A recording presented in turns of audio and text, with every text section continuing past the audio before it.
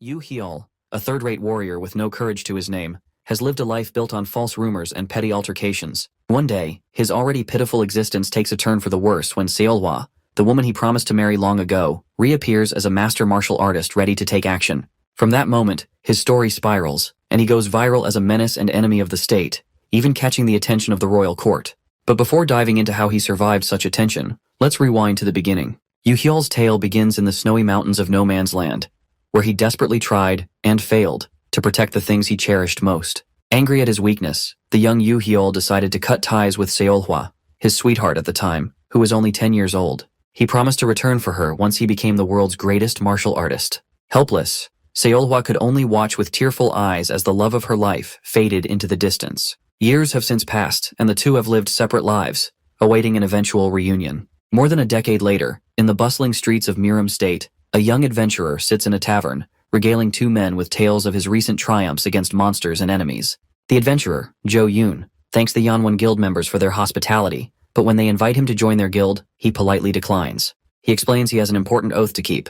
The men respect his decision but warn him to be cautious of the dangers lurking in the area, especially in their village, Six Clan Village. Curious, Jo Yoon asks for details. The men reveal the rumor of a monster terrorizing their village. Known as the Two Supernovas, this figure is said to hunt martial artists and carry their corpses in a bloody sack. Before Jo Yoon can respond, a man carrying a bloodied sack enters the tavern, startling everyone. At first, the drunken patrons struggle to identify the stranger. Soon, however, they recognize him as the merciless martial artist killer, Yu Hyul, the chaotic sword demon of the heretic faction. Yu Hyul demands the innkeeper's presence, but the assistant explains that the innkeeper is out of business. Terrified by the bloodied sack, the assistant offers to help Yu Hyul carry it, but Yu Hyul refuses, warning him not to touch his prey. The assistant quickly apologizes and retreats. Meanwhile, whispers fill the tavern as everyone speculates about the chaotic sword demon. Noticing the sack moving, Yu Hyul realizes his prey is still alive. As he prepares to end its suffering, Jo Yoon suddenly thrusts his spear at Yu Hyul, challenging him to a duel. Though the tavern patrons think Jo Yoon has lost his mind, the young adventurer is determined to defeat Yu Hyul and restore balance to the martial world. Yu Hyul, however, bursts into laughter and advises Jo Yoon to reconsider his decision. When Jo Yoon insists on fighting, Yu Hyul attempts to intimidate him into backing down. But Jo Yoon accuses him of making excuses and demands he honor the challenge. Needing time to think, Yu Hyul asks Jo Yoon to wait outside while he prepares for the duel. The two guild members try to dissuade Jo Yoon, warning him that Yu Hyul is a cowardly demon with no equal, willing to use any means to get his way. Unfazed, Jo Yoon thanks them for their concern, but reiterates his oath to become stronger than the strongest.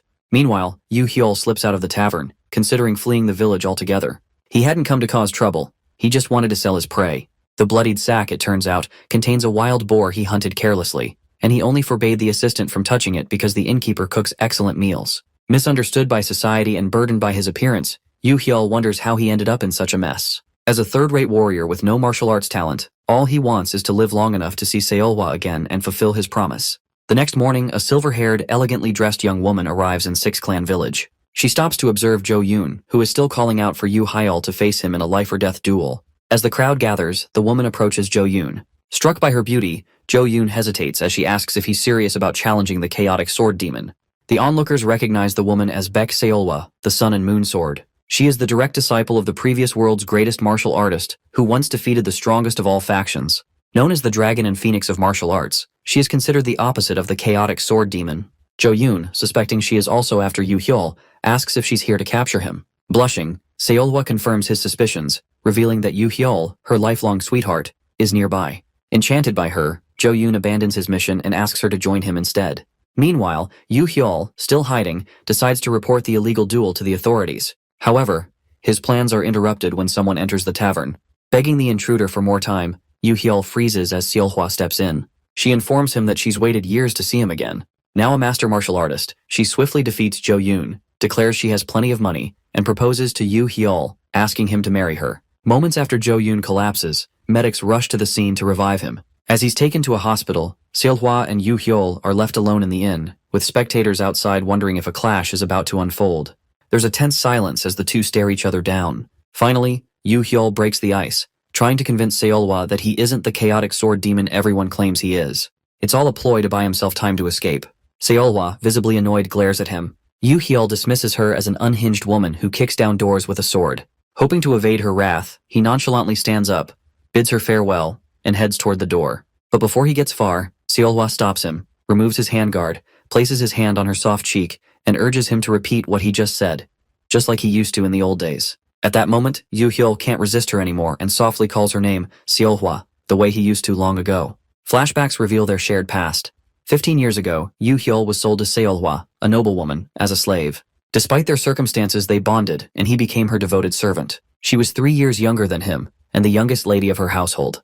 Yoo Hyul confesses to himself that Seolhwa was the sole reason he ventured into the world and aimed to return to Janghu, his beginning and end.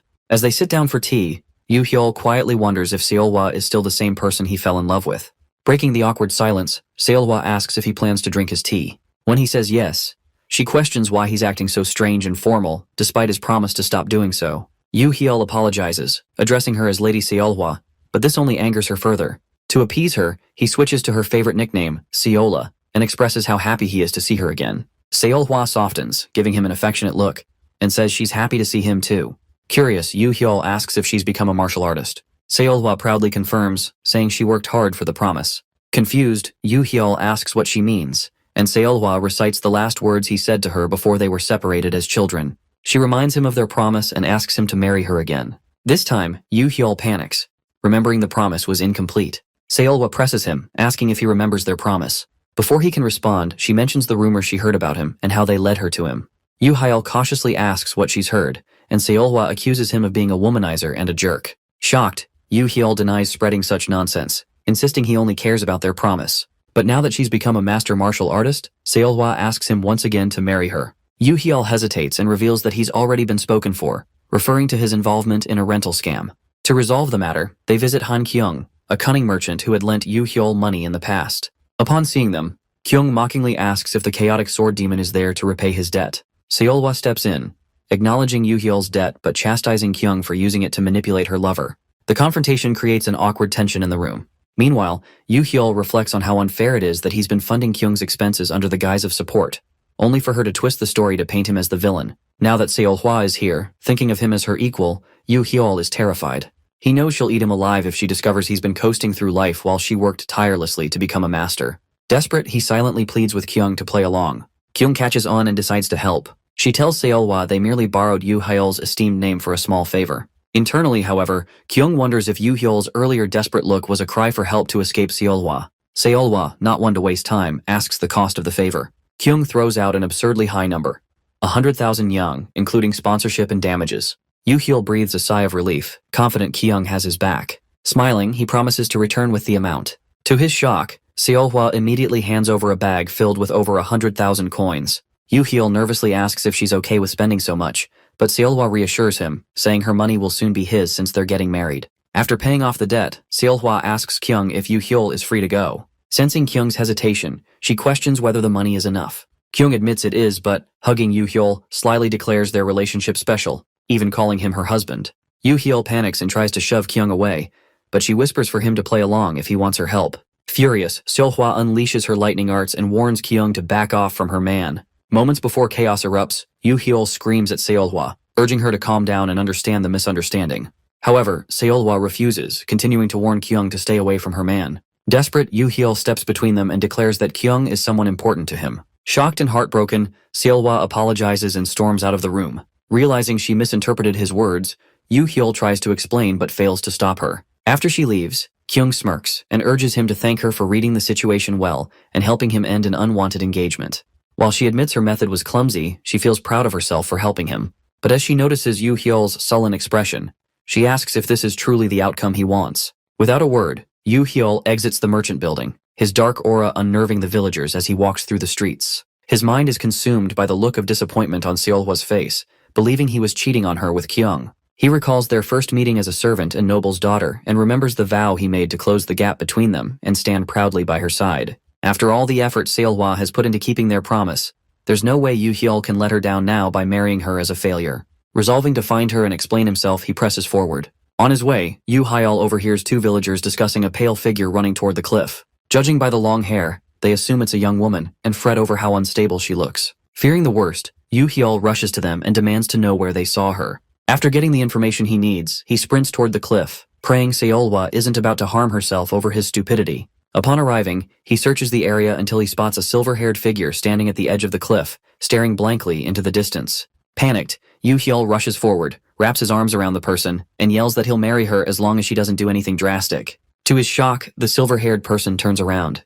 It's an old man. Confused, the man asks Yu Hyul if he's seriously proposing to him. Embarrassed, Yu Hyul quickly apologizes for the mistake and turns to leave. But before he can go, the old man stops him and asks if he truly believes he's the only one feeling uneasy. When Yu Hyul doesn't respond, the old man advises him to consider Seolhwa's feelings instead of making selfish assumptions. Never underestimate the contents of her heart, the man warns. It's more special than you think. Struck by the old man's wisdom, Yu Hyul asks who he is. Instead of answering, the old man tells him to face his problems head-on rather than running away. At that moment, the man's granddaughter arrives, scolding him for wandering off, and asks Yu Hyul to help escort him back home so he can take his medicine. After helping them, Yu Hyul heads back to his house, reflecting on the old man's words and Seolhwa's feelings.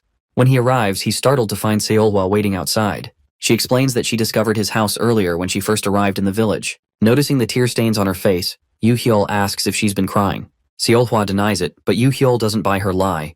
Determined to set things straight, Yu Hyul explains his relationship with Kyung, assuring her there's nothing between them. However, Seolhwa interrupts, admitting she believes in his faithfulness but fears he's avoiding marrying her. Remembering the old man's advice, Yu Hyul decides to be honest. He confesses that he can't marry her yet. Before Seolhwa can leave in disappointment, he grabs her hand and explains his situation, his reliance on the trading company's support, his shabby rented home, and the fact that all the exaggerated rumors about him are untrue. He isn't the extraordinary figure people believe him to be.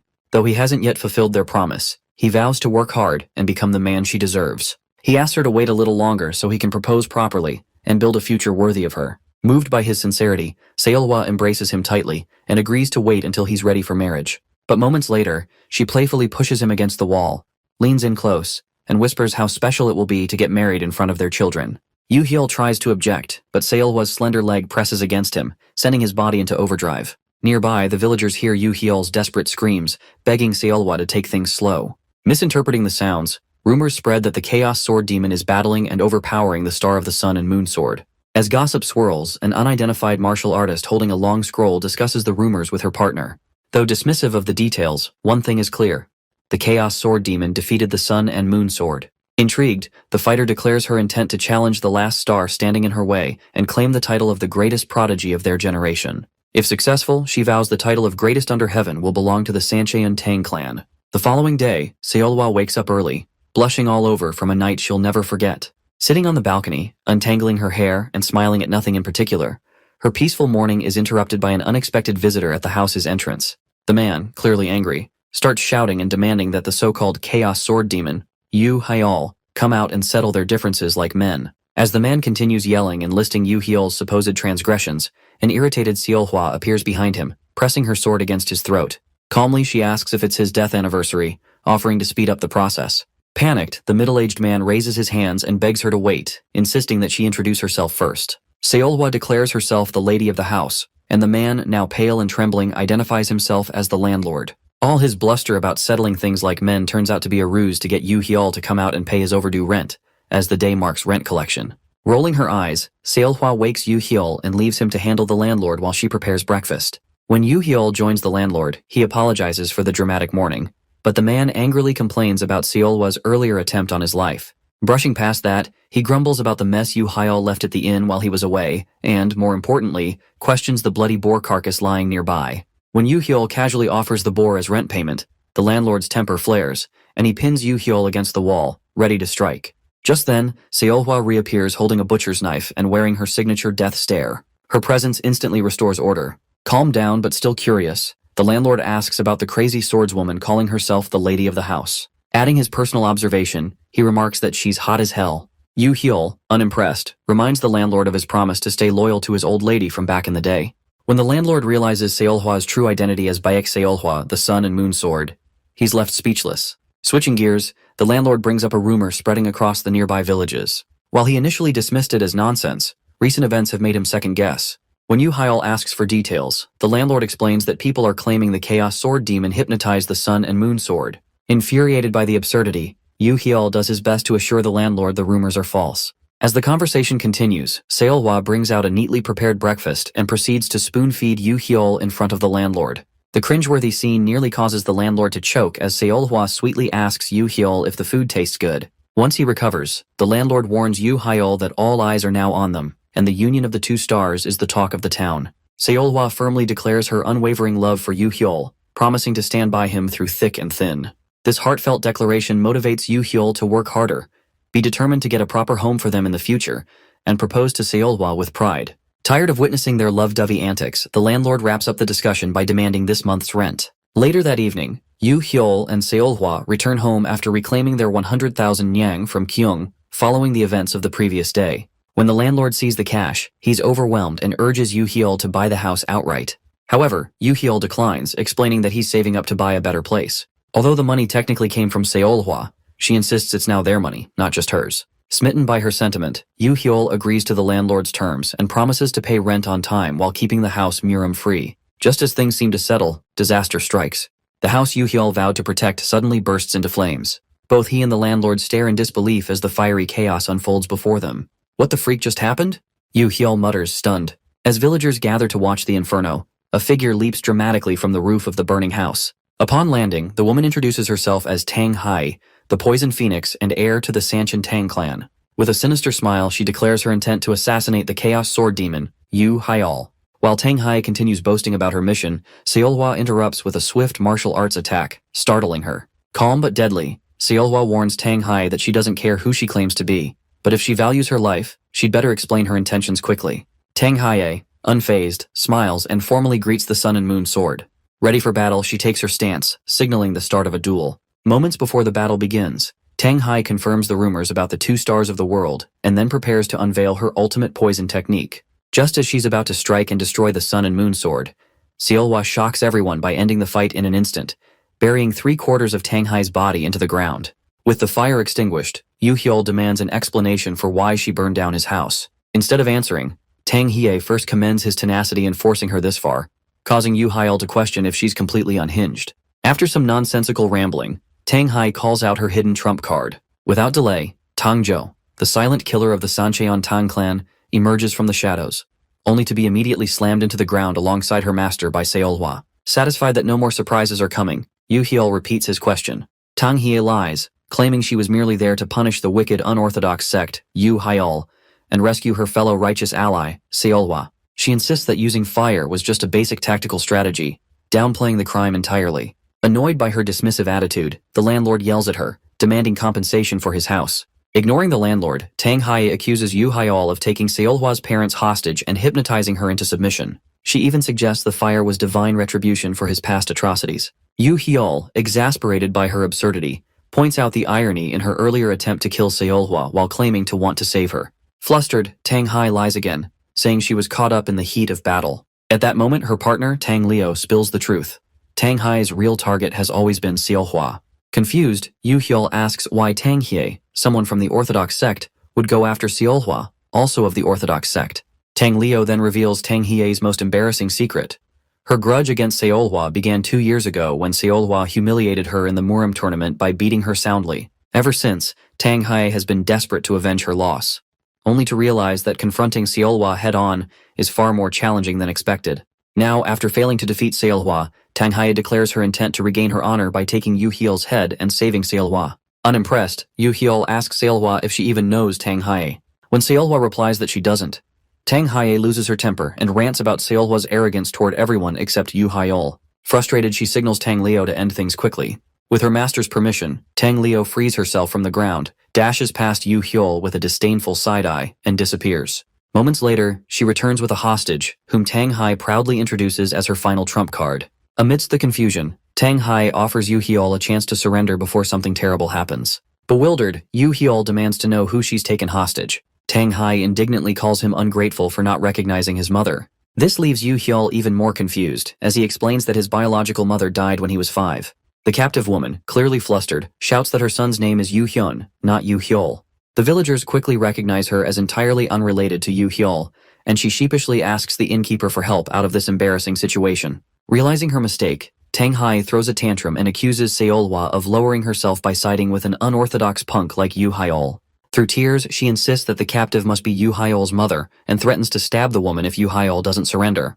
To her surprise, the hostage starts tearfully calling Yu Hyol her son and begs him to comply. Frustrated, Yu Hyol tries to calm everyone down, only for Tang Hai to accuse him of abandoning his only mother. The clueless villagers, overhearing the commotion, mistakenly believe the woman is truly Yu Hyol's mother. They begin gossiping, calling Yu Hyol a heartless demon for not caring about his parents. Despite Yu Hyol's attempts to explain, the rumors spread like wildfire. Furious, Yu Hyol calls Tang Hye a weird little brat with strange hair and mocks her for pretending to be from a prestigious clan while spouting nonsense. His insults hit a nerve, leaving Tang Hai visibly shaken. Desperate to salvage her pride, she uproots herself from the ground, declares Yu Hyol a scrawny brat, and hurls poison darts at him. Seolhwa effortlessly blocks the darts and challenges Tang Hai. Smirking, Tang Hai commends Seolhwa's reflexes, but points out she missed one dart. Before Seolhwa can react, the dart strikes Yu Hyol, knocking him out instantly. Almost immediately, Seolhwa starts regretting her sluggish reactions to Tang Hai's attacks, as she calls Hyol's name several times to confirm he's okay. Just as she's about to give up hope, Yu Hyol opens his eyes and assures her that he's a-okay. Seolhwa hugs him so tightly that even Hyol starts feeling guilty for worrying her unnecessarily. Soon after, the landlord asks Hyol if he's truly fine, as he seems pretty down earlier, but then Hyol says it's just a needle prick after all, so there's no real damage done. Just then, the crazy dwarf Bayach screams at the top of her lungs and assures Hyol that he's as good as dead already, since she already infused the needle with the Sanchean clan's ultimate poison, 100 fragrance root acid. In any moment from now, the poison will spread through his body and reach his Dantian spots. Once that happens, the poison will infect the Dantian and multiply itself through Hyol's internal energy reserves, causing supreme agony and death. In other words, the more internal energy Hyol has, the more deadly the poison is. After rambling on for several seconds about how the poison kills masters, Tang Hai waits for Hyol to cry out in agony. However, after a brief pause, nothing happens, as Hyol still only feels a slight sting. Soon, she starts doubting herself when she finds Seolhwa and Hyol chatting about treating his needle wound. When she's finally had enough, she checks out the poison vial to see if she truly brought the right poison for the mission, seeing as Hyol still seems very fine. As soon as reality dawns on her, she pricks herself with one of her poison-tipped needles to see if she's just tripping. Shortly afterward, the poison takes effect in her body and she collapses, confusing both Hyol and Seolhwa in the process. Hours later, Tang Hai finally comes to and finds herself in a weird house wearing a weird dress. Seconds after waking up, she throws a tantrum and asks Hyol, who's near her, to tell her where she is. Hyol tells her they brought her to the village doctor's place when they found her writhing in severe pain from the poison she infused into her body. Now that she's back on her feet, Hyol asks if she still wants to kill him or not. At that point, Tang Hai realizes that the poison is real, but then again, since the only way to counter the effects is to achieve extreme control of one's internal energy perfectly, it must mean Hyol has reached the advanced level technique requiring internal energy rivaling a sect leader's. To keep the convo going, she asks Hyol why he saved her, and Hyol says that although Seolhwa was furious at him for doing that, he only did it because they had some scores to settle. By then, Hai realizes that she might have misunderstood the entire situation, seeing as the mighty sun and moon sword fell to him in a duel to the death.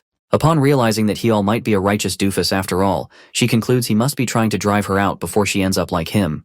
With all that, Tang Hai decides to apologize to Seolhwa for thinking she was being brainwashed or kept hostage, as the stupid rumors said. Although shocked by her response, Hyol still moves on to ask about her family's involvement in this charade of hers. To avoid putting her family name to shame, Tang Hai assures him she's acting alone and will take full responsibility for her stupidity. Hyol asks to make sure she can handle the consequences alone, and Tang Hai warns him not to underestimate her. With that, Hyol asks if she understands that she'd have to pay back 100,000 yang, and while both parties label the money differently, Tang Hye agrees to do the needful. Once they get to an agreement, Hyol proceeds to collect his money in person just like she wanted. To do this, Hyol takes Tang Hai to the Pengwol Inn and makes her start work there as an attendant. After doing the hardest work of her life in just 5 minutes, Tang Hai confronts Hyol and asks him why she's doing such back-wrenching work. Well, Hyol says she needed help, so this is what he could come up with. With Seolhwa in his arms, Hyol menacingly asks if she'd want to do something else, but then again, Tang Hai knows her place immediately and continues working. Soon after taking care of that, Hyol politely asks Seolhwa to get off him since he's fine now, but then Seolhwa refuses to do so since she doesn't know what Tang Hye might do next. Hyol assures her that Tang Hye is working to pay for her mistakes, so they shouldn't be worried about her. Seolhwa then promises to handle matters her way next time so he doesn't get hurt. After seeing how uncomfortable Hyol looked, Seolhwa asks if he feels that awkward with her on his lap like that. To avoid incurring her wrath, Hyol holds his wife tightly and snuggles her in the cutest way possible, to give the other customers a cringy show to watch. After the show, the duo wonders where Tang Hai's partner Geo ran off. At that instant, Geo's seen on the streets complaining about how stressful it is to wear a mask to cover her real face. After acknowledging Seolhwa's power, she removes the mask, reveals her beautiful face, and promises to see her rival, Yu Hyul, on her next visit to the Six Clan village. Given how much Jianghu, the city where he grew up, has taken from him, Yu Hyul resolves to become stronger so he can stop failing to protect what's precious to him. To achieve this, he trains under Seolwa's supervision during the day and seeks her feedback at the end of each session. During one such session, Yu Hyul removes his shirt, exposing his abs, which leaves Seolwa struggling not to stare at his well-defined physique. After finishing his training for the day, he asks Seolwa for her thoughts on his regimen. However, before she responds, Hyul reflects on the last time he asked for her opinion on his strength. Even if she tried to be kind, he knew he was pathetic, incapable of even basic skills like proper breath control. Bracing for criticism, Hyul is taken aback when Seolwa compliments his well-trained external energy, his muscles. After a brief, affectionate moment, she shifts to discussing his internal energy. To avoid revealing his terrible state, Hyul claims he plans to focus on that separately in the future. Back at the inn, Seolwa promises to help her boyfriend circulate his QE and improve his internal energy as a true energy master. She is unaware, however, that Hyul has no internal energy to begin with. Despite admitting she's never done true energy training with someone else, Seolwa urges Hyul to align his dantians with hers to give it a try. Encouraged, Hyul hopes to gain some internal energy through this process. However, when he considers the locations of her upper, middle, and lower dantians, her face, chest, and pelvis, he concludes that Jianghu is truly a place where survival of the fittest rules. As they begin the ritual, Tang Hye, the unpredictable newcomer, bursts into the room, blowing the door off its hinges and yelling at the duo for attempting true energy training without her. When she sees their awkward position, she jumps to conclusions, accusing them of undressing for some other purpose. Moments later, the innkeeper, who is also the landlord, arrives looking for Tang Hye. Spotting the destroyed door and disheveled room, he scolds Seolwa and Hyul, calling them ungrateful brats for ruining the place he kindly rented to them. Annoyed by the chaos, Hyul, who feels he should be the one angry, grows increasingly frustrated. Amidst the commotion, Kyung, the merchant leader, arrives and calms the situation. She then informs Hyul about trouble brewing at his home. Initially suspicious, Seolwa questions whether Kyung is there to cause more problems, but Kyung presents an enticing proposal, a chance to earn urgent funds to find a new place to stay. Accepting her offer, Hyul, Seolwa, Tang Hye, and Kyung travel through the mountainside toward their new point of interest. Along the way, their caravan is ambushed by bandits, who order the riders to halt and surrender their belongings. While the bandits intimidate the riders, one ventures to the back of the carriage and opens the door, only to find Hyul, Kyung, Seolwa, and Tang Hye staring him down. Startled, the bandit has his ponytail cut off and flees, terrified. Shortly after, the group captures the remaining bandits and ties them up. Once the captives are secured, Kyung explains that the real threat is a group of Green Forest bandits entrenched nearby. As a branch of the Green Forest main headquarters, they've become skilled martial artists and pose a significant danger. Though they avoid drawing the government's attention, they've grown increasingly violent, attacking travelers along this path. Kyung reveals she hired Seolwa and Hyul to protect the caravan because it carries valuable cargo. Hyul, who accepted the job for the pay, remains puzzled about Tang Hye's presence. Tang Hye defends herself, insisting she can't stand by while innocent people suffer at the hands of villains. She declares she'll assist for a sum of 100,000 nyang. Annoyed, Hyul questions her logic, sparking an argument. Their bickering is cut short when the rider signals the caravan to prepare for an impending attack by the Green Forest bandits. Determined to prove her worth, Tang Hye steps outside, ready to face the bandits alone. Spotting her exit, the bandits assume she's the strongest warrior among the group. Despite her initial bravado, Tang Hye becomes visibly nervous upon seeing their strength, but loudly declares they shouldn't expect mercy from her. Moments later, Seolwa emerges and tells Hyul to stay put while she takes care of the bandits in seconds. Tang Hye protests, claiming the bandits as her prey, but Hyul urges her to stop distracting Seolwa. Frustrated, Tang Hye arms herself with explosive darts and fires them recklessly at the bandits. Her impulsive attack destroys the cliff they're standing on, causing Seolwa to punish her by striking her head with the flat of her sword. Seconds later, the crumbling cliff collapses and causes a landslide which sends everyone, Kyung's group, the Green Forest bandits, and their party, tumbling down into the valley below. Meanwhile, the Green Forest bandit chief receives word from a subordinate about Kyung's caravan being protected by formidable guards. Though concerned about the guard's strength, the chief dismisses the worry, explaining that he only sent the vanguard to assess the enemy. Confident reinforcements from the Green Forest main base will soon arrive. He believes the situation is under control. However, his mood changes when he hears the vanguard has been wiped out. Before he can commend Kyung's guards, he's informed that both the guards and the target were wiped out as well. In the aftermath of the chaos, Hyul awakens to find himself awkwardly sprawled over Kyung's slender, wet body, with Seolwa nowhere in sight. A few hours before their journey, Kyung discusses hiring the Chaos Sword Demon as her escort with her subordinate. The subordinate hesitates, asking questions to ensure she truly trusts someone from the unorthodox sect. Surprised by his doubt, Kyung explains that trust isn't a concept she associates with humans. As she reflects on the true meaning of trust, the narrative shifts to the present. Kyung is now drowning in the river beneath the cliff that Tang Hee blew up earlier. Fortunately, Hyul risks his life to save her unconscious body from drowning. Once on the riverbank, Hyul curses Tang Hee for causing the landslide and covers Kyung with his coat before setting her down. Assessing their situation, he considers himself lucky the landslide didn't bury them. Despite this, he fears they might be stranded, as starting a fire would attract the Green Forest bandits. Thinking of Seolhwa, Hyul convinces himself she is safe since she's far stronger than him. For now, he focuses on finding a way down the mountain without hindering her. Just as he resolves to act, the Green Forest bandits ambush him. Devastated and outnumbered, Hyul arms himself, demanding to know who they are. The bandits, noticing his wound, coat, and rough face, mistakenly identify him as the infamous Chaos Sword Demon. Murmuring among themselves, they confirm his identity and commend him for capturing Kyung, leader of the Eternal Trading Company. They then demand he hand her over to them. Seizing the opportunity, Hyul plays along, pretending to be the reinforcement their chief hired. Although inwardly panicked that they may see through his ruse, the bandits seem convinced. They speculate about the masterful technique he must have used to cause the landslide, but Hyul, clueless, lets them speculate without commenting. He shifts the focus by asking if they found any survivors from the merchants, particularly someone in white clothing. The bandits suggest another group might have encountered such a person and promise to report back immediately if they find anyone. When one bandit inquires about his association with the Eternal Trading Company, Hyul fabricates a story. He claims he posed as an escort to double-cross them after they insulted him with a low offer. Fortunately, the bandits believe his lie. However, just as Hyul begins to relax, Kyung regains consciousness. Having overheard everything, she immediately lashes out at Hyul, berating him for his supposed betrayal. The bandits, oblivious to the truth, admire her realistic reaction and praise Hyul's cunning. Hyul, desperate to maintain the act, decides to leverage Kyung's fiery demeanor to make the story more convincing. As she continues to insult him, the bandits laugh at her expense, further cementing their belief in Hyul's deception. Before long, they lead him to their military fortress, promising a warm welcome. Hyul, now deeply concerned about escaping with Kyung, considers his options. Thinking of what Seolhwa would do, he pauses and announces his need to practice breath control. The bandits, assuming he must recover from using an ultimate technique, agree but insist on guarding him while he rests.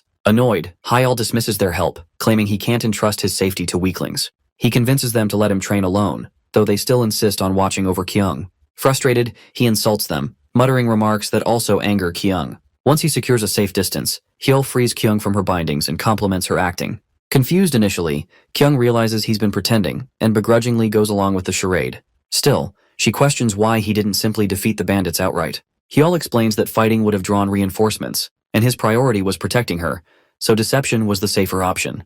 Though she understands his reasoning, Kyung suggests they head down the mountain. Hyul insists on accompanying her only halfway, as he must stay to rescue Seolhwa. Kyung protests, warning of the dangers she'll face alone. Just then, they overhear bandits discussing how Seolhwa was captured by their reinforcement. Shocked but focused, Hyul refuses to abandon her, citing a promise he made. Kyung challenges him, questioning if his promise outweighs their contract. But Hyul remains firm. Realizing his determination, Kyung sighed and started removing her clothes. A startled Hyul demands to know why, but she does not explain. Instead, she urges him to strip as well. As the merchant leader of the textiles sector, Kyung quickly crafts disguises for them both. Though flustered, Hyul complies, donning the bandit attire. In their new disguises, the two prepare to infiltrate the fortress, while Seolhwa waits in her dungeon, hoping Hyul will come to save her. When they arrive at the two bandits guarding the fortress gates, Hyul concocts a flimsy excuse to make the guards recognize him and Kyung. Unfortunately, the bandits aren't fools, and they bluntly tell him that wearing a green headscarf and walking with a pretty girl doesn't make him believable. Realizing his plan is falling apart, Hyul begins to panic, unsure of what to do next. Just then, Kyung steps forward and slaps both bandits hard, berating them for their disrespect. She immediately launches into a tirade, scolding them for failing to recognize the reinforcements their chief requested from the main base. Taken aback, the guards stammer, asking if she's truly the reinforcement they've been waiting for. Kyung doubles down, claiming she followed her husband, Hyul, to ensure the country bumpkins didn't mess things up. Her performance is so scathing and authoritative that the bandits soon drop to their knees, begging for forgiveness. After maintaining her act for a few moments longer, Kyung agrees to forgive them, on the condition that they lead her and Hyul into the stronghold. Cowed, the bandits quickly complied, showing them the way. On the way, the bandits complain about the sorry state of the fortress, explaining that the higher-ups have been raiding more often to cover repair costs. When Kyung and Hyul see how dilapidated the place is, they ask what caused such destruction. One of the guards reveals that a massive burst of blue sword energy had obliterated the mountain and main building. Hearing the term sword energy, Hyul immediately thinks of Seolhwa and grows pale at the thought of what she might have done. Kyung notices his change in demeanor and asks if such a person could exist in the mountainous region. When Hyul doesn't respond, she presses him about why he suddenly looks so pale. Hyul, feeling a growing sense of responsibility, resolves to protect Kyung, calling her the merchant leader. This unexpected declaration surprises Kyung, who blushes and mutters incoherently as they reach the storage and prison area of the stronghold. Once there, Hyul abruptly knocks out the bandit escorting them, leaving him groveling on the ground and bleeding. Kyung comments on the sorry state of the unconscious bandit, and the duo takes the prison keys to check the first cell they find. Hyul foolishly starts shouting Seolhwa's name, heedless of the noise he's making. Despite Kyung's pleas to lower his voice, Hyul persists, demanding to know if the prisoner inside is okay. To their shock, the person in the cell is none other than Tang Hee, the brat responsible for their predicament. Smirking, she greets them and wastes no time mocking the unorthodox punk who saved her. After the awkward reunion, they untie Tang Hai, who then explains that she hasn't seen Seolhwa in any of the fortress's cells. She adds that the other prisoners were quickly released since they weren't valuable for ransom. Hyul concludes that Seolhwa is too strong to have been captured by these weaklings and suspects the entire setup was orchestrated for him. Realizing the danger, Kyung urges them to move before the patrol returns. Tang Hai assures them there's no need to worry about a patrol, having overheard that an alarm will ring if any prison doors are improperly opened. Before the trio can react, the fortress's emergency bell blares and the entire bandit force surrounds the prison area. The bandit chief steps forward, mocking them for falling into his trap. He sneers, claiming he knew the righteous orthodox fools would show up to deliver justice. As Hyul mutters incoherently, Kyung tells Tang Hai to use her explosive darts to clear the bandits out. Unfortunately, Tang Hai admits she lost her weaponized code in the landslide, adding that she'd never have been caught if she still had it. Frustrated by Tang Hai's excuses, Kyung starts arguing with her. Amid their bickering, Hyul interrupts, asking how they plan to escape. Both women scoff, questioning why he's even thinking of escape when they could fight. Just then, the bandits recognize Hyul as the Chaos Sword Demon. Terrified, they begin begging for their lives. Kyung and Tang Hye give Hyul their blessing to handle the small fry, but Hyul hesitates, unsure of what to do. The chief, realizing who Hyul is, grows nervous and begins doubting whether it is truly his trap or theirs. Tang Hai worsens the situation by urging everyone to fight for their lives if they want to survive. Internally panicking, Hyul shakily threatens the bandits, ordering them to let the group go. His threats seem to work as the bandits consider retreating. Unfortunately, the reinforcement the chief had been waiting for, Munghobu Woo-seok, arrives and restores the bandits' confidence. Woo-seok confronts Hyul, offering him a chance to join forces. He promises Hyul a share of Kyung and Tang Hee's ransom money, emphasizing that money is the only thing worth trusting in this world. Kyung, outraged, asks if Hyul is seriously considering breaking their contract. Woo-seok silences her, insisting the decision is Hyul's alone. After a tense pause, Woo-seok extends his hand for a handshake. Just when it seems Hyul might take the deal, he slaps Woo-seok's hand away. Hyul condemns martial artists who exploit their strength to take from others, and declares that his purpose is to protect his people. Before the situation can escalate further, Seolhwa bursts into the prison room, furious and deadly. She demands an explanation from Hyul, particularly about what he means by his people. After stunning the useless bandits with her overwhelming murderous intent, Seolhwa rushes to embrace the man of her life, bombarding him with questions to ensure he's unhurt. Hyul reassures her that he's fine and asks where she's been all this time. Seolhwa explains that she's been scouring the strongholds and watchtowers in the area, cleaning up anything annoying she encountered along the way. Meanwhile, Tang Hye, initially terrified by the intense killing intent Seolhwa exuded earlier, calms down upon realizing this is just Seolhwa being her normal self. Jealousy flares in Kyung, who wonders if Seolhwa is flaunting her relationship or if it's just her imagination. Tang Hye, however, is simply relieved they survived, until Seolhwa threatens to kill her for endangering Hyul again. With her killing intent still palpable, Seolhwa promises to eliminate everyone in the room except Hyul and herself. Hyul quickly reminds her of their mission, prompting Seolhwa to refocus, though she resolves to teach the bandits an unforgettable lesson. Despite Hyul's attempts to calm her down, she remains unrelenting. Their tense moment is interrupted when Woo-seok attacks Seolhwa from behind with his deadly axe. Reacting swiftly, she blocks the attack with her sword. After recognizing her as the Sun and Moon sword, Woo-seok admires her beauty, but smugly notes how tired she must be from her trek through the mountains. Assuming her weakened ki circulation makes her an easy target, Woo-seok launches multiple attacks while hurling insults about her body and limbs. As the fight intensifies, the bandit chief brags to Hyul about Woo-seok's strength as a supreme master, attempting to demoralize him. Watching Seolhwa fend off the relentless assaults, Hyul grows concerned for her and considers stepping in to help. However, before he can act, the battle escalates to such dangerous levels that interference becomes impossible. At one point, Woo-seok, enraged by Seolhwa's composure, unleashes a series of even stronger attacks. Seolhwa blocks them all, her calm expression only infuriating Woo-seok further. As round 2 begins, Seolhwa admits to Hyol that she's tired and needs a moment to regulate her ki. Woo Seok, boiling with rage, vows to kill them all. Unleashing his full strength, he channels a lifetime of mediocrity into a single, devastating attack meant to end everything. Recognizing the danger, Hyol warns Seolhwa to be careful. Calmly, she tells Hyol she'll need his help with breath control, true energy, and guidance. Hyol agrees, promising to support her as long as she keeps her focus ahead. The massive strike, powerful enough to split a 1,000-pound boulder, hurtles towards Seolhwa. Knowing she can't kill Woo Seok without inciting a bandit war, Seolhwa resolves to break him mentally instead. Using her ultimate technique, Twilight's Dawn, she splits the prison cave in half and knocks Woo Seok unconscious. The resulting explosion causes the entire prison structure to begin collapsing. With time running out, Hyol grabs Kyung while Seolhwa hauls them out to safety. Tang Hae, refusing to be left behind, clings to Seolhwa's feet as the entire bandit stronghold crumbles. Hours later, after reaching safety, Hyol presents Kyung with the precious cargo she was delivering to her contact. He explains that Seolhwa went out of her way to recover and protect it. Grateful for the effort, Kyung asks where Seolhwa is. Hyol replies that she's busy treating survivors buried under the rubble, with Tang Hae assisting her. Regarding the chief and Woo Seok, Seolhwa shattered their dantians and restrained them separately, ensuring they were unable to cause further harm. Kyung, recognizing the financial losses they've suffered at the hands of these bandits, plans to collect the bounty on them to recoup some damages. Now relieved her cargo is intact, Kyung lets Hyol off the hook. After hearing Hyol babble about one of Seolhwa's warnings, Kyung grows worried over baseless assumptions. She asks him what he would have done if he had to face Woo Seok, given his supposed equal strength to Seolhwa. Hyol lies, admitting it would have been a bad matchup for him. Kyung then questions why he didn't hand her over to Woo Seok earlier, as it might have been more beneficial for him. Confused, Hyol reminds her of their promise.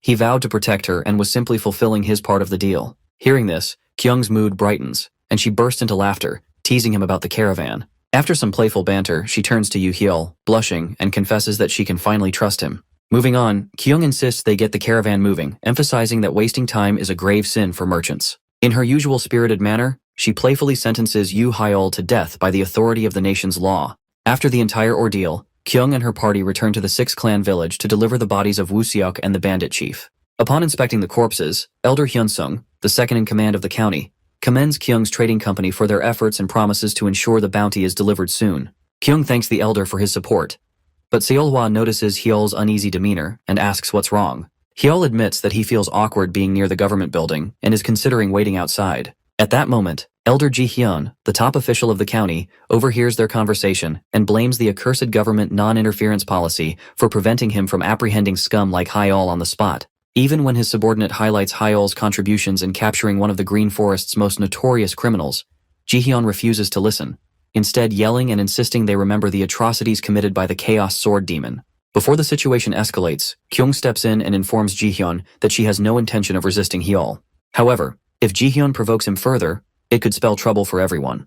Taking the hint, Ji-hyun grudgingly backs down and invites the group to dine at the in-house restaurant. Inside, Hyol expresses his discomfort about dining in such a place. Kyung takes the opportunity to explain the non-interference policy, which, though once a tradition, was solidified into law by the imperial decree. While she understands the government's frustration at letting a criminal walk free, especially in their presence, she also sees why the policy exists. Since the Great Demon Cult War, Murim's influence has grown substantially, granting them control over taxes and military power in their territories. This has created a chaotic era where two nations coexist under one emperor. Their conversation shifts to how Murim contributors receive leniency compared to ordinary criminals. Unless someone commits banditry or directly attacks the government, interference is prohibited. Before the discussion ends, Kyung warns Hyol to stay hidden the next day when they deliver the precious cargo to its recipient. When Hyol asks why, Kyung explains that the recipient is a dragon. Clarifying her metaphor, she explains that in this context, dragon refers to martial artists who have reached the pinnacle of their craft, capable of manifesting internal energy into QI. Those who reach such heights young are known as phoenixes in the Orthodox Murim and are revered as the next generation of martial elites. Hearing this, Hyol marvels at how incredible dragons must be.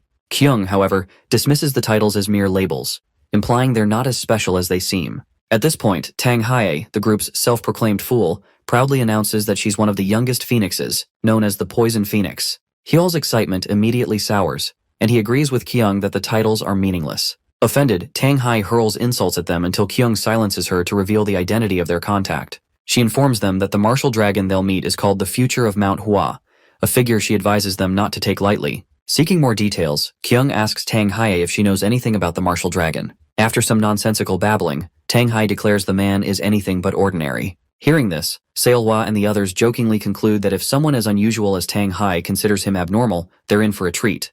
Tang Hai, realizing their jest, becomes furious and rants further. As the night wears on, Kyung ends the argument and takes the group to an inn to rest.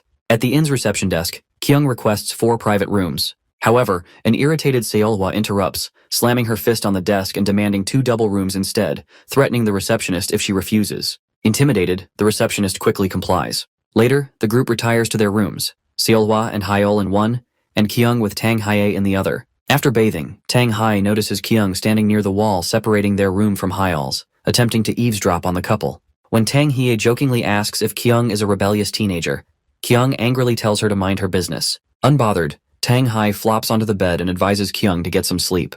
Kyung ignores her and continues eavesdropping. Meanwhile, in the other room, Seolhwa steps out of the bath wearing a revealing robe. Noticing Hyol's flustered reaction, she reminds him of his promise to help her with breath control in the bath and asks why he didn't show up.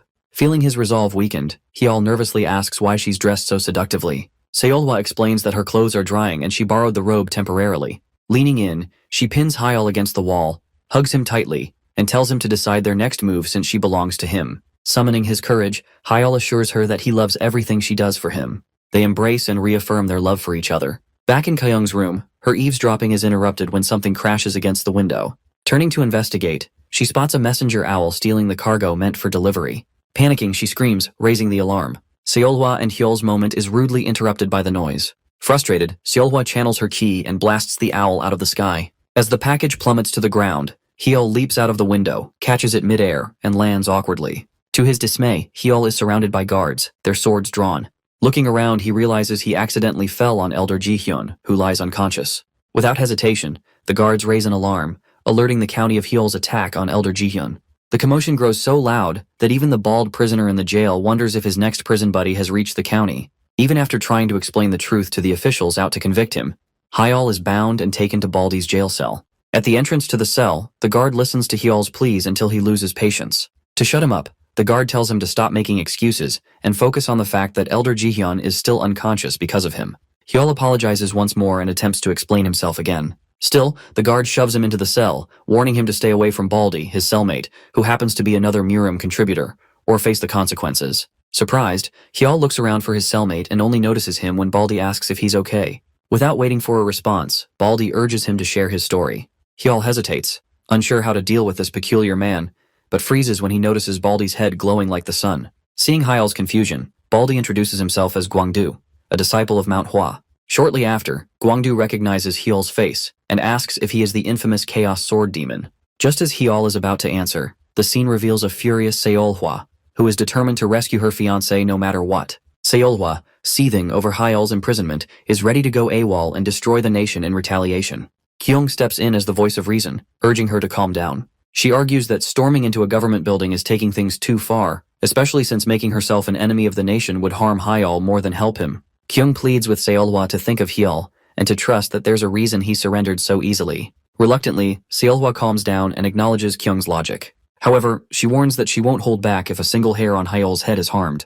Kyung promises to clear up the misunderstanding while urging Seolhwa to lay low with Tang Hae. Speaking of Tang Hae, Kyung quickly realizes the brat is no longer in the room and throws a tantrum. Unbeknownst to them, Tang Hae is already hatching another of her reckless plans. This time, to break Hyol out of prison and sneak him out under everyone's noses. Proud of her genius idea, she moves, incapacitating the guards outside the prison. Meanwhile, Gwangdu, or Guan for short, listens to Hyol's story and becomes the first person to truly understand him. Hyol, in turn, is shocked that Guan, a member of the Orthodox sect, trusts his words instead of blindly believing the rumors. Guan explains that he doesn't believe in rumors and sees all martial artists, orthodox or unorthodox, as pursuing the same path. At this moment, Hyol realizes why Gwangdu's Taoist name includes the character for light. After some hesitation, Hyol asks why Guan is in jail. Embarrassed, Guan admits that he punched Hyunsung, the county magistrate, after an incident involving a rampaging horse that panicked upon seeing the glare from his bald head. Hyol looks at Gwangdu's shiny head and immediately understands why the horse freaked out. Despite his embarrassment, Guan adds that his punishment ends today, after which he will retrieve an item for his sect leader. As Hyol pieces things together, he realizes that Gwangdu is Kyung's contact. Before he can say anything, an explosion outside interrupts them. Moments later, Tang Hee bursts in, declaring herself Hyol's secret savior and demanding 10,000 yang as payment. Hyul urges her to keep her voice down, but Tang Hai dismisses his concern, bragging that she's already knocked out all the guards with acupoint strikes. Recognizing her, Guangdu calls out Tang Hai, and the two immediately start bickering. After some heated exchanges, Guangdu asks why she's rescuing Hyul. Tang Hai refuses to admit she owes Hyul, which would hurt her pride. She frees Hyul from his restraints and tells him to leave the county fast before Elder Jihyun retaliates. As they prepare to leave, Tang Hai casually mentions the Sun and Moon sword wreaking havoc in search of Hyul. This name alone enrages Guangdu, who emits a deadly aura.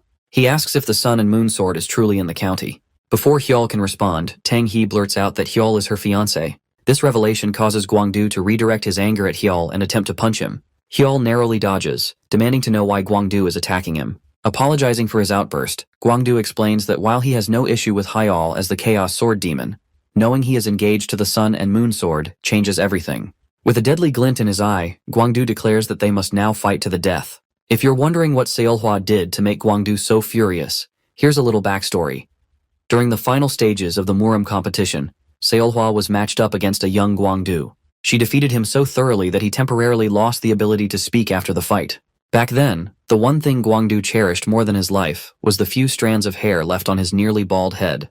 Despite the humiliating defeat at the hands of the overwhelmingly strong Seolhwa, Guangdu had no regrets as he managed to protect his precious hair. But his relief was short-lived. Just as the fight ended, Seolhwa grabbed him by his hair and asked the referee if the match was over. Guangdu tried desperately to signal her not to touch his hair, but his inability to speak left him helpless. Ignoring his silent pleas, Seolhwa casually cut one of his precious strands, leaving Guangdu screaming internally in despair. As he sat there, devastated, Guangdu thought of his people back home, Baeko and Elder Yeonmu, and dreaded how they would react to his disgrace. And as if that wasn't enough, Seolhwa took her bullying further by yanking the remaining strands from his scalp, leaving him completely bald. The sunlight glaring off his bare head was the final blow to his pride, and all he could do was let out a silent, desperate scream. From that moment on, Guangdu swore vengeance on Seolhwa, now known as the Sun and Moon Sword. Fast forward to the present, and the enraged Sun and Moon Sword warrior, Seolhwa, is seen rushing toward the government office, realizing how vague Kyung's plan is. Kyung, who is beside her, begs her to remain calm, even if Guangdu acted first. But Seolhwa ignores her, her mind focused solely on her beloved Hyul. Meanwhile, after recounting another one of his sob stories to Hyul and Tang Hae, Guangdu loses control and blows up the prison cell in a fit of rage, forcing the two Nimrods to flee for their lives. His sole aim now is to make Seolhwa feel the same pain he felt when she yanked out his hair. And to do that, he plans to take his revenge on her fiancé. As they flee, Tang Hae asks Hyul why Guangdu is suddenly acting this way, and Hyul explains that it's all because of Seolhwa. She then questions why Hyul doesn't just deal with him directly, to which Hyul responds by asking her how he's supposed to do that. Tang Hae, misunderstanding his hesitation, urges him to run while she handles the rogue Taoist. Perplexed, Hyul asks why she's helping him, but Tang Hae brushes him off, instead describing the location of his clothes and weapon. Still confused, Hyul thanks her and hurries off. Shortly after he leaves, a legendary matchup unfolds between the dragon, Tang Hae, and the phoenix, Guangdu, with both fighters eager to prove their strength. Meanwhile, Hyul arrives at the location Tang Hae described, and after searching high and low, finds his belongings. Snuggling his warm coat and sword, he steels himself to locate the merchant leader's item.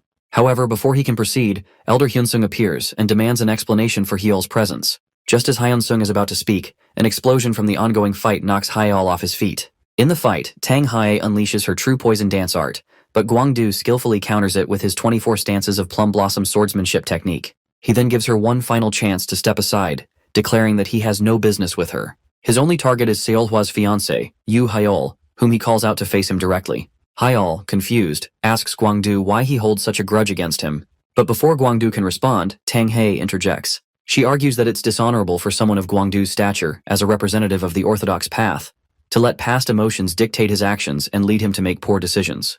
Her words strike a chord, and Guangdu begins to question his own actions. While Hyul stands there, still confused, Guangdu reflects on his behavior, realizing that taking out his anger on someone else is unjust. Acknowledging that he has tarnished Manhwa's reputation, Guangdu apologizes for his earlier foolishness. Before Hyul can respond, Seolhwa bursts through the prison wall and immediately hugs him. She then locks eyes with Guangdu and, with her usual bluntness, asks Hyul who this man is. Furious once more, Guangdu mutters bitterly, "Senior brother." As the commotion in the government office grows more chaotic at midnight, curious bystanders gather outside to figure out what's happening inside. Among them is a purple-haired, middle-aged woman, unidentified for now, wondering what on earth the government office is up to this time. Apparently, the person her sect sent on an errand was utterly useless and botched the job.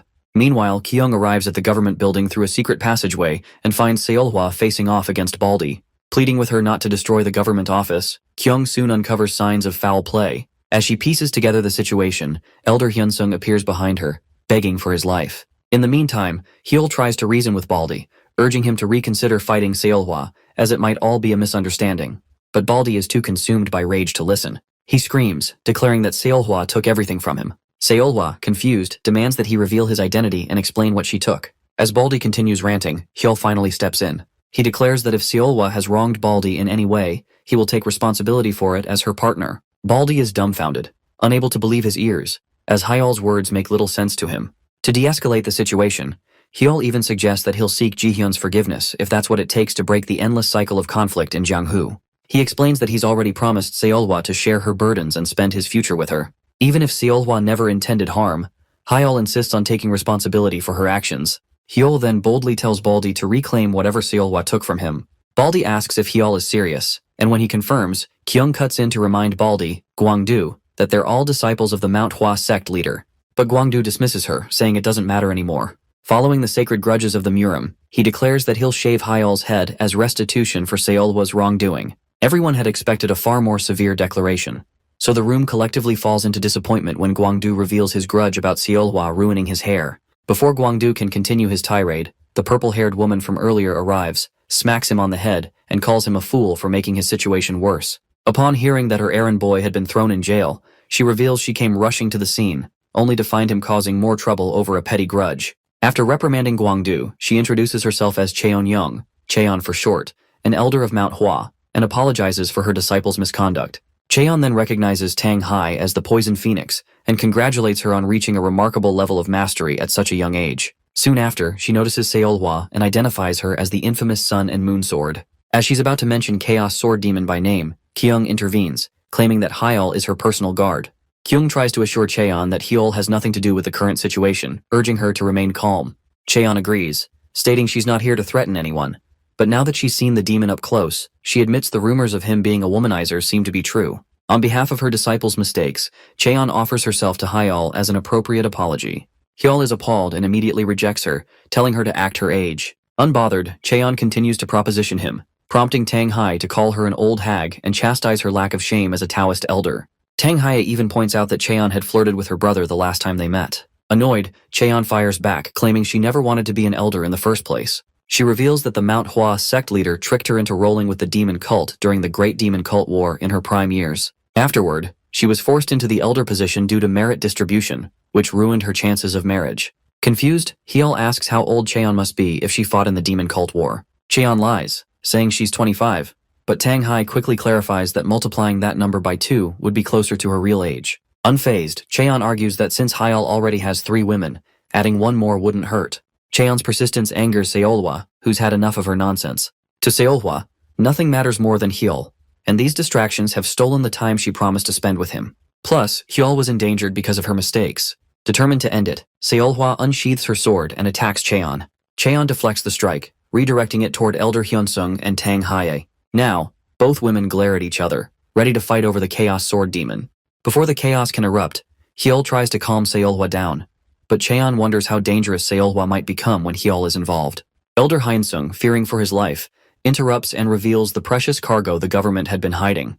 When given an audience, Hyunsung explains that Jihyun ordered him to orchestrate everything, leaving him no choice but to obey. Before he can elaborate, Jihyun screams from outside, ordering the Murim scoundrels in the office to surrender and submit to the law, as they are surrounded.